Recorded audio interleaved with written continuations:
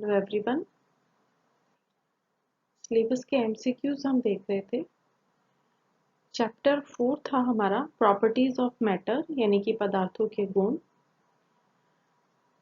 इसी चैप्टर में हमारे पास एक टॉपिक था सरफेस टेंशन यानी पृष्ठ तनाव। आज हम उससे रिलेटेड कुछ मल्टीपल चॉइस क्वेश्चंस देख लेते हैं।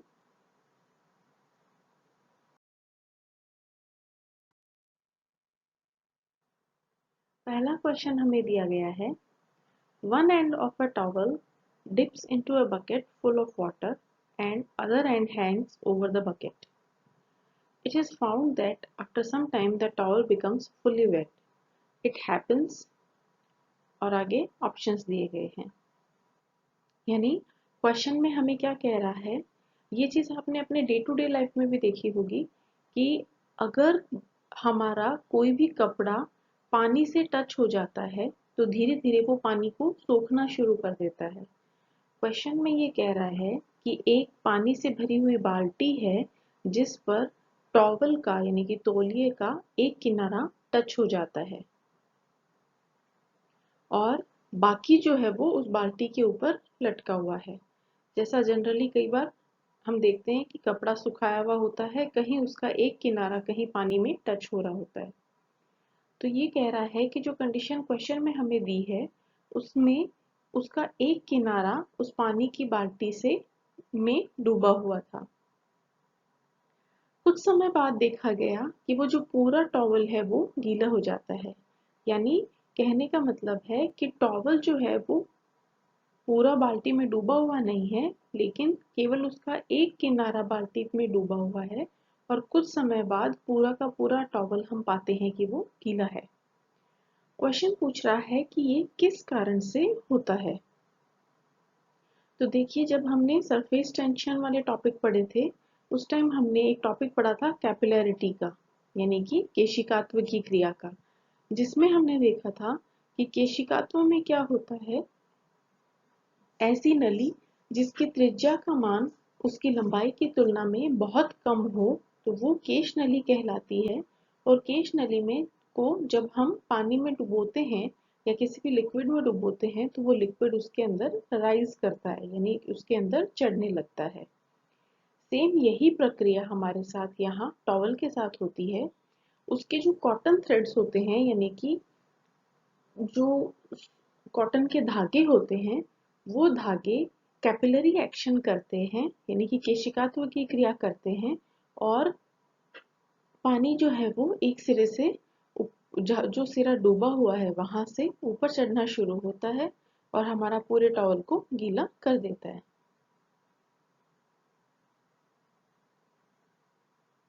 सेकंड क्वेश्चन दिया गया है, the angle of contact between a glass capillary tube of length 10 cm and a liquid is 90 degree. If the capillary tube is dipped vertically in the liquid, then the liquid यानी question में कहता है कि जो angle of contact है यानी कि संपर्क कोण है किसी भी कांच की कैपिलरी ट्यूब का जिसकी लंबाई है 10 सेंटीमीटर, उस कैपिलरी ट्यूब और उस लिक्विड का संपर्क कोण 90 डिग्री है। जो कैपिलरी ट्यूब है वो वर्टिकली उस लिक्विड में डुबोई जाती है तो लिक्विड का क्या होगा। देखिए, हमने दो कंडीशंस पढ़ी थी कि संपर्क कोण का मान 90 डिग्री से ज्यादा हो या फिर संपर्क कोण का मान 90 डिग्री से कम हो। एक कंडीशन में हमने देखा था कि जो पानी जो भी लिक्विड है हमारा वो ऊपर चढ़ता है और दूसरी कंडीशन में हमने देखा था कि उसका तल नीचे बैठता है। लेकिन कंडीशंस हमारी कौन सी थी, 90 डिग्री से एंगल कम था या ज्यादा था। जब कांटेक्ट एंगल यानी कि संपर्क कोण जो है वो 90 डिग्री होता है तो जो भी हमारा लिक्विड है ना तो वो ऊपर चढ़ता है ना वो नीचे उतरता है। इसका मतलब ऑप्शन जो डी है कि ना तो वो राइज करेगा ना वो फॉल करेगा ट्यूब में, वो हमारा सही आंसर होगा।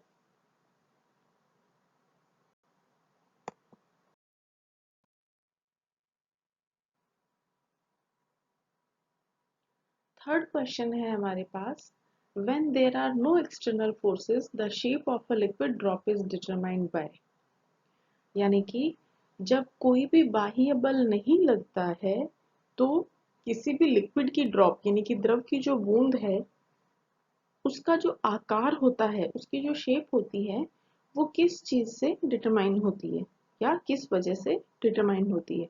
मतलब अगर किसी भी बाह्य बल के अभाव में किसी भी द्रव की जो शेप है वो किस चीज के थ्रू पता डिसाइड होती है। तो देखिए, अगर कोई बाह्य बल लग रहा है तो उस बल के प्रभाव के कारण जैसी भी आकार या आकृति बनेगी वो हमें प्राप्त होती है। लेकिन क्योंकि हमें क्वेश्चन में दिया हुआ है कि बाह्य बल नहीं लग रहा है कोई भी, तो फिर हम जानते हैं कि मुक्त पृष्ठ जो होता है वो अपने पृष्ठ तनाव को न्यूनतम करने का प्रयास करता है। और जब हमने लेक्चर देखा था तब हमने पढ़ा था कि जो लिक्विड है वो द्रव की जो बूंद होती है वो गोल होती है। क्यों? क्योंकि गोलाकार सतह का पृष्ठीय क्षेत्रफल जो होता है वो मिनिमम होता है और कोई भी वस्तु अपने पृष्ठ तनाव को मिनिमम करने का प्रयास करती है। तो कोई एक्सटर्नल फोर्स नहीं लग रहा है क्योंकि दिए हुए क्वेश्चन में, तो जो लिक्विड की शेप है वो पृष्ठ तनाव के द्वारा डिटरमाइन होती है।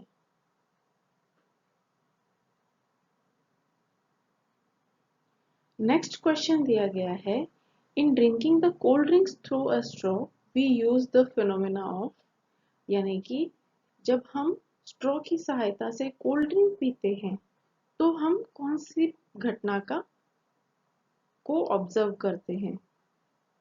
तो देखिए, जो हमारी कोल्ड ड्रिंक की स्ट्रॉ होती है उसका व्यास उसकी लंबाई की तुलना में बहुत कम होता है और हमने देखा था कि ये जो प्रॉपर्टी होती है ये केशनली की प्रॉपर्टी होती है।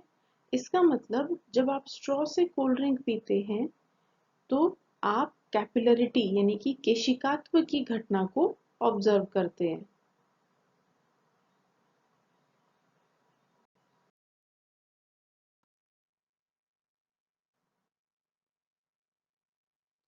नेक्स्ट क्वेश्चन है, if the surface of a liquid is plane, then the angle of contact of the liquid with the walls of a container is, यानी अगर किसी भी द्रव की सतह प्लेन है यानी कि समतल है तो संपर्क कोण का मान कितना होगा। और संपर्क कोण किन किन के बीच होगा? वो जो हमारा द्रव है और जिस भी पात्र में हमारा लिक्विड रखा हुआ है उसकी दीवारों के बीच में जो संपर्क कोण है उसका मान कितना होगा। तो देखिए, हमने ये देखा था कि जब संपर्क कोण के दो मान हमने देखे थे स्टडी की हिसाब से, 90 डिग्री से ज्यादा हो या 90 डिग्री से कम हो। एक कंडीशन में हमें जो द्रव है उसका तल उत्तल मिलता है और दूसरी कंडीशन में हमें उसका तल अवतल मिलता है। लेकिन ये दोनों ही कंडीशन यहाँ मेंशन नहीं है। हमें कहा गया है कि जो तल है वो समतल है। इसका मतलब ना तो वो 90 डिग्री से कम होगा ना वो कोण 90 डिग्री से ज्यादा होगा, क्योंकि अगर इन दोनों में से कोई एक कंडीशन होती तो हमारा जो तल है वो समतल नहीं होकर उत्तल होता या अवतल होता। इसका मतलब ऑप्शन ए और बी ये तो दोनों कैंसिल हो जाते हैं। उसके अलावा 90 डिग्री का जब हमने एंगल देखा तो उस केस में हमने अभी थोड़ी देर पहले देखा था कि अगर दोनों के बीच में कोण 90 डिग्री है तो वो लिक्विड जो है वो ना तो राइज करता है ना वो फॉल करता है, यानी कि ना तो वो ऊपर चढ़ता है ना वो नीचे गिरता है। अब बचता है ऑप्शन डी, और लॉजिकली भी सूट हो रहा है कि अगर कोई भी लिक्विड है उसका सरफेस प्लेन है तो इसका मतलब उनके बीच में एंगल संपर्क कोण कितना होगा, 0 डिग्री का। इसलिए सही ऑप्शन होगा हमारा आंसर डी।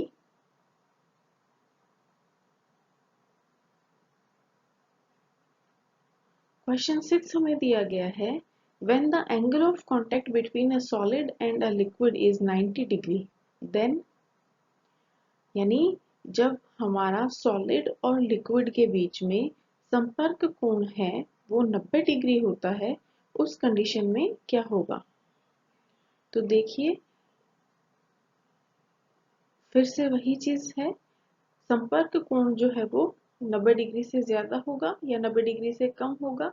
उस केस में द्रव का जो प्लेन जो सतह है, लिक्विड की जो सतह है, वो या तो उत्तल होगी या वो अवतल होगी।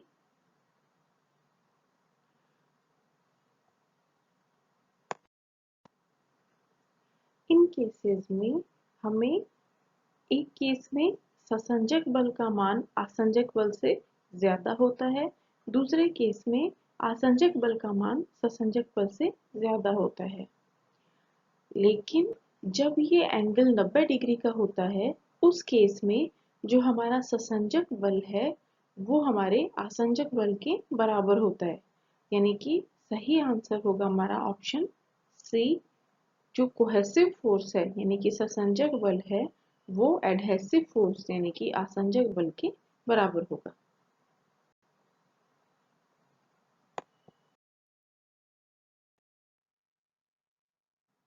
नेक्स्ट क्वेश्चन है, which of the following is not based on the principle of capillarity?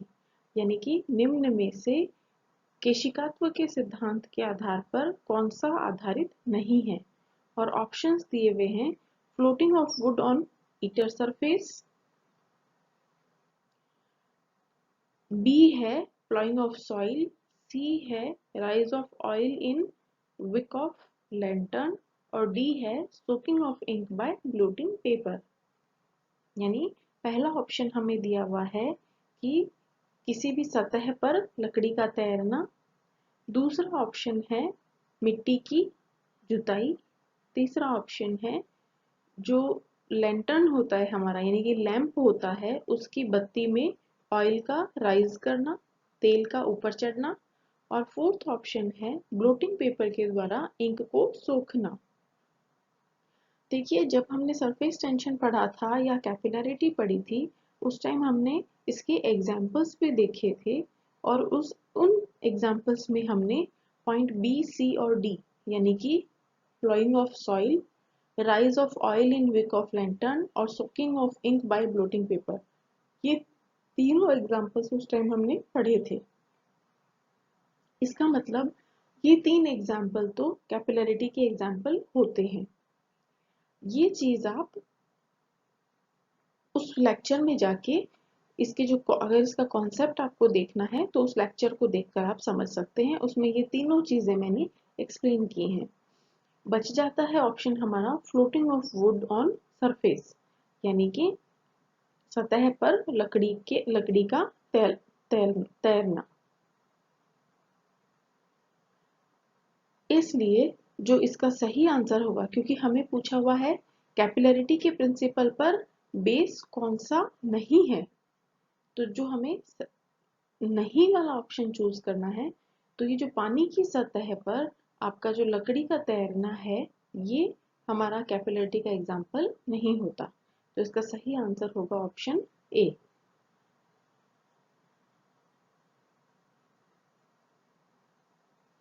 Next question दिया हुआ है हमें, a capillary tube is placed vertically in a liquid if the cohesive force is less than the adhesive force, then यानी एक केशिका नली है वो किसी भी लिक्विड में वर्टिकली यानी कि ऊर्ध्वाधर रूप से रखी हुई है। कहता है ये आगे कि जो ससंजक बल है उसका मान आसंजक बल से कम है, तो क्या होगा? तो वही कॉन्सेप्ट जो हम अभी 90 डिग्री के एंगल पे देख रहे थे या फिर ससंजक और आसंजक के केस में देख रहे थे, जब ससंजक बल का मान ज्यादा होता है आसंजक बल की बजाय, तो जो लिक्विड होता है, जो द्रव होता है, वो हमारा सॉलिड को भिगोता है। यानी कि जो लिक्विड है वो उस ठोस को गीला करता है। कांटेक्ट एंगल का मान इस तरीके से एडजस्ट होता है कि लिक्विड द्रव को भिगोता है। किस केस में? जब ससंजक बल का मान आसंजक बल से कम हो। हमारे क्वेश्चन में भी यही दिया गया है कि ससंजक बल का मान जो है वो कम है और आसंजक बल का मान ज्यादा है, तो यानी कि इस केस में हम देखते हैं कि जो लिक्विड है वो सॉलिड को भिगोएगा। तो करेक्ट आंसर होगा हमारा option B.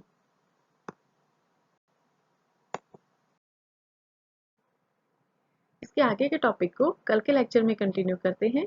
Thank you so much.